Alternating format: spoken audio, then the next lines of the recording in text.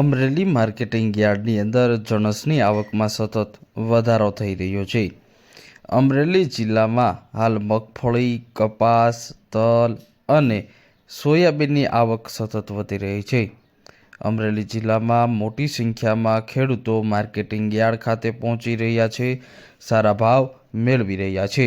આજે અમરેલી માર્કેટિંગ યાર્ડમાં સફેદ તલનો ભાવ 1452 રૂપિયાથી 2250 રૂપિયા સુધી બોલાયો હતો।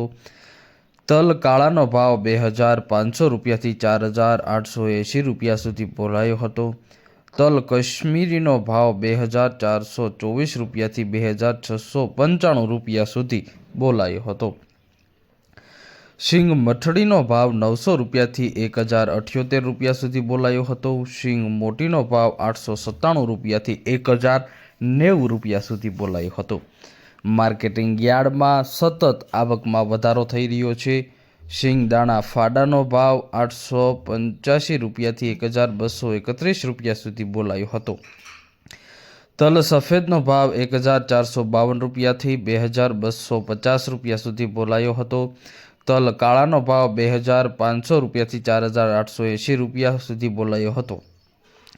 માર્કેટિંગ યાર્ડમાં જુવારનો ભાવ 470 રૂપિયાથી 1070 રૂપિયા સુધી બોલાયો હતો। ઘઉં ટુકડાનો ભાવ 482 રૂપિયાથી 684 રૂપિયા સુધી બોલાયો હતો। તો ઘઉં લોકવનનો ભાવ 490 રૂપિયાથી 639 રૂપિયા સુધી બોલાયો હતો। અડદનો ભાવ 1285 રૂપિયા સુધી બોલાયો હતો। માર્કેટિંગ યાર્ડમાં ચણાનો ભાવ 910 રૂપિયાથી 1138 રૂપિયા સુધી બોલાયો હતો। તુવેરનો ભાવ 1010 રૂપિયાથી 1470 રૂપિયા સુધી બોલાયો હતો।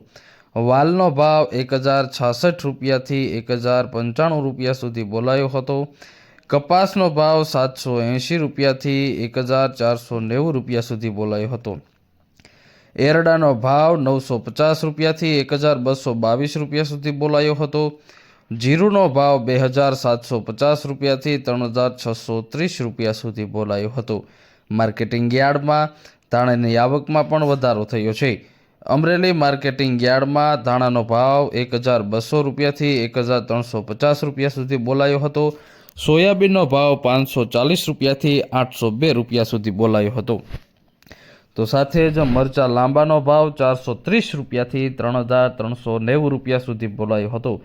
માર્કેટિંગ યાર્ડમાં ચણાનો ભાવ 1138 રૂપિયા બોલાયો હતો। માર્કેટિંગ યાર્ડમાં ચણાની 68 ક્વિન્ટલ આવક નોંધાઈ હતી। મોટી સંખ્યામાં ખેડૂતો માર્કેટિંગ યાર્ડ ખાતે પહોંચ્યા હતા, ભાવ મેળવ્યા હતા। ત્યારે કાળા તલના ભાવમાં પણ આજે આંશિક વધારો નોંધાયો હતો। મોટી સંખ્યામાં ખેડૂતો માર્કેટિંગ યાર્ડ ખાતે તલ લઈને પહોંચ્યા હતા।